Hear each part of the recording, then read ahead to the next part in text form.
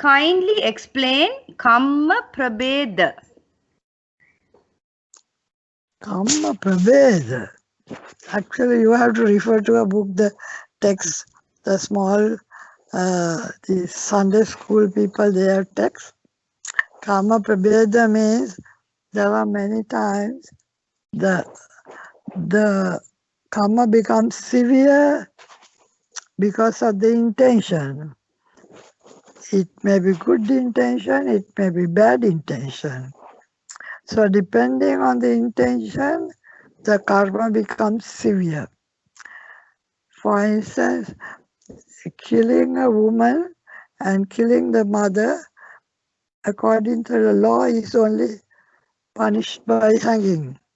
But according to the karma, it is intensely bad to kill the mother because you have to be so ungrateful to kill a mother. So the intention is what makes karma, not the act itself. That is one thing. Then, if it is a good intention, sometimes you may be scolding, but if the intention is good, it can have a mitigating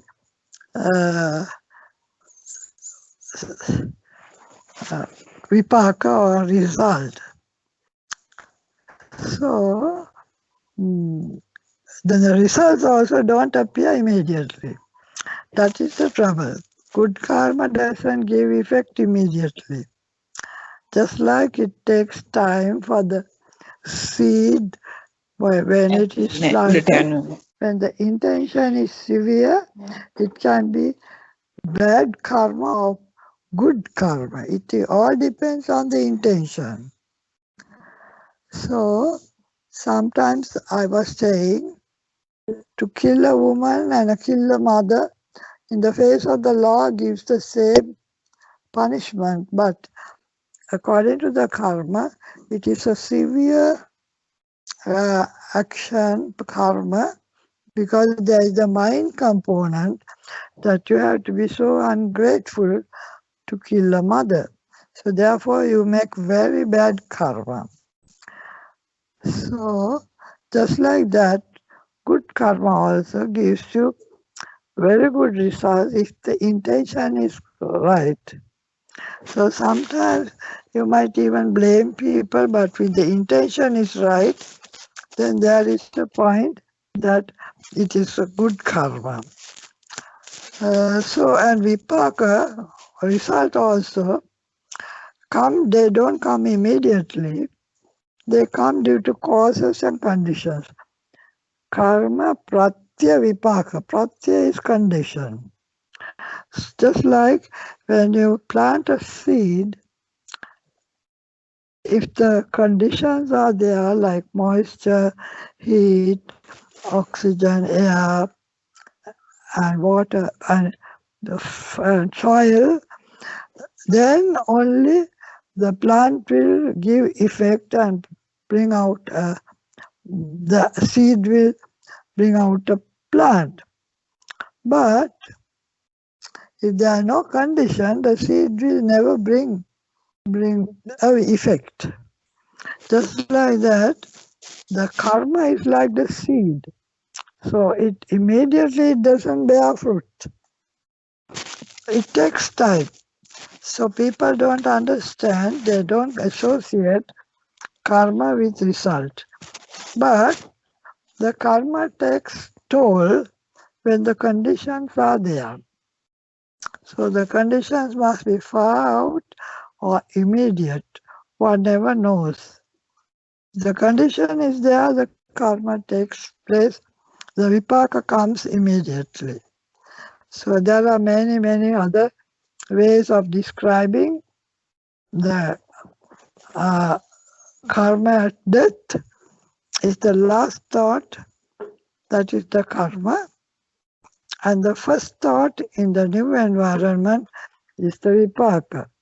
So both the last thought and the first thought have a similar dimension, they have a similar frequency. So therefore, if the last thought is bad, say full of greed, hatred and ignorance, then the possibility is that the first thought is also with greed, hatred or ignorance. That means you get a subhuman rebirth.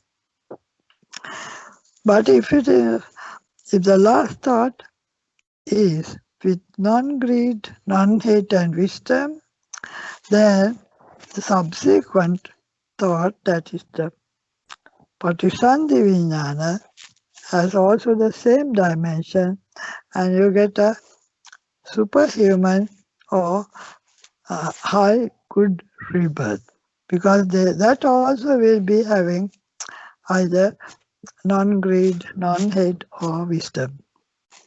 So there are many, many ways how karma takes place, and it all depends on the intention and the condition to give results.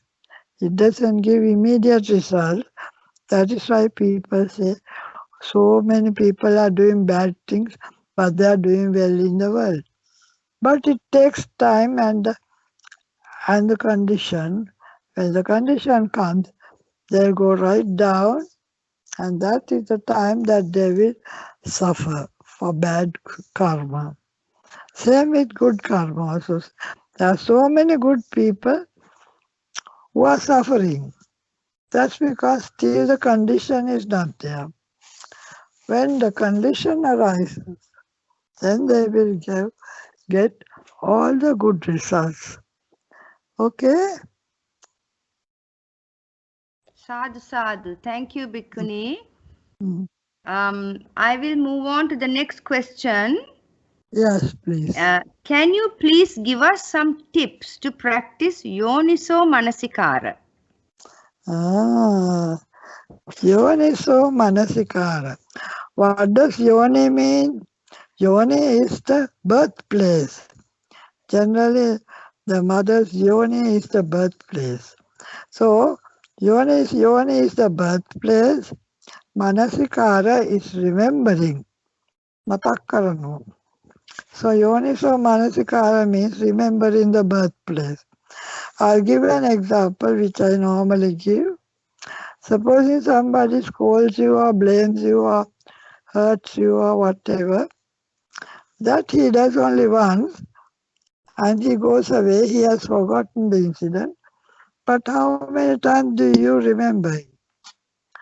You remember it for days and years and maybe months, and you think you must take revenge. I shall not look at him, and take all kinds of anger in your heart, and again you'll be suffering.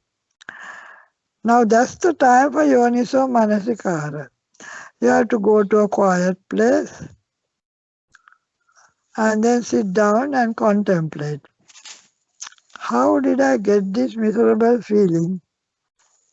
And then you will realize that the beginning is when such and such a person said such and such a thing. He has said and done and he has finished. But how many times am I suffering with it? Is it my memory that is giving me the pain? Or that's the manasikara, remembering it again and again. Is it my memory that is hurting me? Or is it that man out there? That man doesn't even know that I'm fighting a lone battle with my memory. So once you realize that it is your own memory that is creating all the trouble, then you understand once and for all, the blame is yours, not that man. That man doesn't even know. And then you realize that what a miserable, stupid mind I have. I can't get over this memory. So memory is the thing that is hurting me. And then when you understand it is your fault, you feel shy. And then you think, I have such a stupid memory, I must give up this memory. And then once you admit your fault, at once the anger for that person disappears. That's the time that you put medicine into your wound. You had a slight wound in your mind, but you never put any medicine. You were just suffering with it. Now you put the medicine, that is to understand the truth, that it is your own memory that is hurting you. When you see the truth, then you give up the fight. You know it is not that man. He said something stupid. He must have forgotten. He even doesn't know that I am suffering. He doesn't know that I am angry. It is my fault. As soon as you recognize it is my fault, the anger for that person disappears, and that is the end of the problem. After that, like putting a gauze over your, after putting medicine to the wound, you put a gauze. Now you have put medicine. Gauze is practicing loving kindness for the entire world. After you practice loving kindness, you can go back to him and talk to him as if nothing wrong. So the whole problem has been resolved. That is yoniso manasikara. That is to see the beginning, understand that it is your own memory, manasikara that is hurting you, and not that man. Then after that you forgive the man, and then you practice loving kindness. Then once and for all it is over, you can go back as if nothing wrong and talk to him. So that is yoniso manasikara, which you must practice in daily living all the time. So when people hurt you, don't take it upon yourself. Don't think about it. Don't talk about it. Don't put it into your memory. Get rid of it then and there. And understand, if I put it into the memory and I think again and again, I am suffering because of my memory and not that person. So once you have this practice yoniso manasikara, you will never take anything seriously what happens. You will take it with a pinch of salt and just let it go then and there. You don't take it home and remember it and make a big story out of it and connect it with all your prides and prejudices, and a festering wound arises. So the medicine is yoniso manasikara, to see that it is your own memory that is hurting you and not that other person. And once you practice that, you know not to mope when somebody tells you and does the wrong thing. Just forget it. And after some time, you forget the incident also. But if you keep on remembering it, it becomes the issue. Too much to handle. So let go, let go, let go. So all bad karma, all bad feelings, let go. All good feelings also you must let go, because if you hang on to good feelings, then you become a victim also to your mind, because you start craving for good feeling. If you look for, if you keep bad feeling and then you start moping about that, then you raise anger and hatred for bad feelings. So both must be given up, they come and go. All feelings must be understood as things that come and go. It's like the wind, the Buddha said. You can't capture the wind. Just like that. You can't capture good feelings and keep it. They come and go, they come and go. How many good feelings have you had in your life? Where are they? They come and go. Future also you will have good feelings. They'll come and go. Future you will have bad feelings. They come and go. So why be victimized by feelings? Good feelings, yes, let go. Bad feelings, yes, let go. Don't hang on to them, don't put it into your memory and become a victim to your own memory. Okay?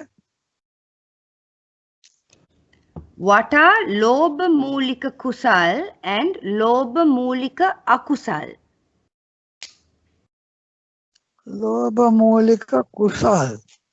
That is to say, sometimes because you love the person, you become charitable to that person. So because of lobha, you are making good things. Because you have lobha for your child, you are sacrificing.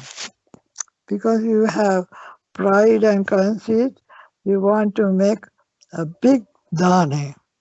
So it is the lobha, pride, conceit, all those things can start up good things, but they are not very effective.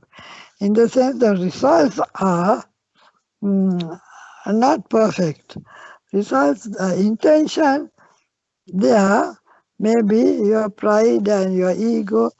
I want to do this, I want to, and because of lobha or because of your greed, your tanha for your child or for somebody, for a woman, you give money, you give all the support for a man or woman because you have greed for it. But then the results will not be that good because they will, because your intention is not so pure. So therefore, Lobha Mulika Kusal will have uh, uh, results that are not good, results that are maybe not 100% good. They are just good on the surface, but they are not strong, they are weak. So Lobha Mulika Kusal is weak. If it is Alobha Mulika Kusal, that is without any expectation, without any lobha or any desire for results, you do things like how Sohani brought me here last night, all the way from Colombo. They didn't expect anything from me. But that is 100% good kusal because I don't have anything to give them either. Neither do they expect.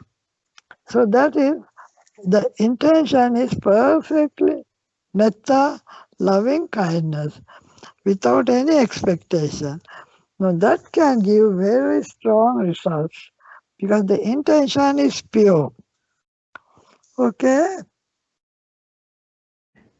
Should one see anicca, dukkha, anatta in everything one experience, or should this be practiced more in a meditative state?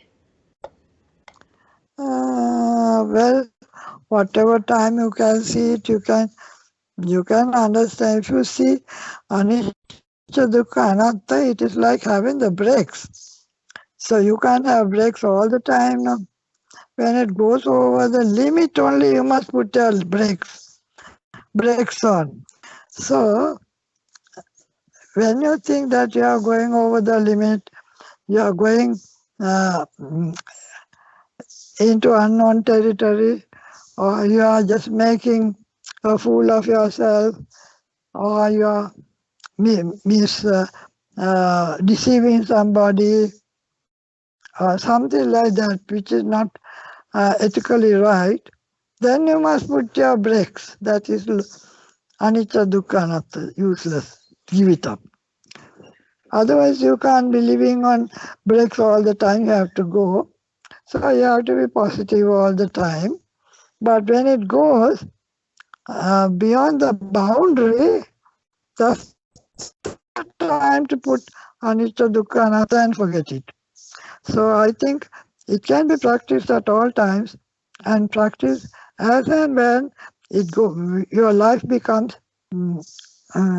if your thinking is wrong or your the sila is wrong if you overstep, if you tell lies or scold or do something wrong, then you must put your brakes on. That is, stop it. Anicca, dukkha, anatta, throw it. Okay, I think that's a good proposition for daily living for lay people. And our meditation is a highly advanced one. That is a different thing. Okay. Bhikkhuni, can you, thank you. Bhikkhuni, can you briefly explain what anicca, dukkha, anatta is too? Anicca is the impermanence. That is to say, all sounds, sights, sounds, smells, everything that you perceive through your senses, thoughts, memories, all come and go, they never stay. So that is one thing, anicca. Everything you see comes and goes. Everything you hear comes and goes. Everything you smell, they never stay, they go. And all feelings also come and go, they never stay. That is anicca. Understanding that these things are never permanent, they just come and go. Don't take it seriously. Just let them pass. So you don't act on it. You don't think that every day it will happen like this. No. They come and go, they never stay. So you are more charitable to the world. Uh, you don't you don't try to correct the world. You merely switch off. So you avoid unnecessary confrontation. Most of the time, you just forget it. If you don't put it into your memory and make a big story out of it, it just fizzles off. Then that both parties are happy because you have not committed yourself and you have nothing to regret. If you say and do things, then you commit yourself, then it is difficult to get rid of that. So as soon as you see that it is not right, you stop it and see anicca. Dukkha means if I say something, now I am suffering. Now I say something, then that person will be suffering. To see the suffering in yourself and in others. So for the sake of mm, giving a peace and comfort for yourself and for others, see the suffering in this. He's a suffering man, that's why he's speaking like that. Don't take it seriously. He's a suffering man, that's why he's lying and stealing and doing things like that. So I don't go to correct him. I understand that he's a suffering man. I can't expect him to be that good. So I think that he's not good, but that's okay. That's bad for him, not for me. Neither can I correct him. If I go to correct him, I'll commit myself and then get into a big confrontation. So if you see dukkha of that person, you let him alone. You let go of the situation without committing. Then you see him as a suffering person who should not be confronted. And then that is dukkha, and anatta means anyway. There is the non-self nature. Due to causes and conditions, these things happen. So I have no control over him, neither do I have any control over myself. So that is anatta. There is no me, I and mine, and therefore you just let go. Nothing belongs in this world, so don't hang on to it. So even the children do the wrong thing, you can understand where the children are children. They also have brought their good karma and they are making bad karma and whatever. It is their problem, not my problem. So you stop criticizing, you stop trying to correct them, but you see their dukkha, that is that they are suffering, and you see that anicca, they come and go. Then, seeing anicca, dukkha and anatta is to your advantage because you have saved yourself from not committing in speech and action, and then making a big issue out of some useless small incident, which better forgotten. Anatta is the non-self nature. So when you understand that nothing belongs, then you give up the fight. So again, this anicca, dukkha, anatta is like the brakes. When you don't want a thing, you just stop it. You remember anicca, dukkha, anatta. So you save yourself the trouble of committing unnecessary speech and action. Okay. There is a question on rescuing animals condemned to slaughter. What are the benefits of rescuing these animals? I even don't know why. The Buddha has not said anything like that to rescue animals. I don't know, it may be good or it may be having some help, but certainly not for Nibbana. It may be just a kind of dana, and it may prolong your samsaric journey, but you may have happy results in your samsaric journey, but certainly not the ending of samsara. So there are two things what you want to do. Do you want to enjoy life after life, which is very doubtful, we don't know what kind of life we are getting, or do you want to end this samsaric journey? So, journey, that kind of thing does not help much. What helps is the following the Eightfold Path. So it all depends